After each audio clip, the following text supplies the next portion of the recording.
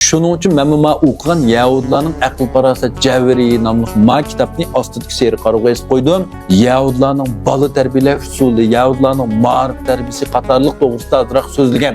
Nurg'ullarga yeqibdi bu so'zligim. Nurg'ullar yana masal amaliyotchi bo'lsa bizga mos kelmaydi deganlarmi bor ekan. Ham bolalarni buningdek tarbiyalash kerak deb shunday bo'lsa oldi bilan bizning o'zimizning qallisdimi mush to'g'risida ma'lum bir narsa bo'lish kerakdi.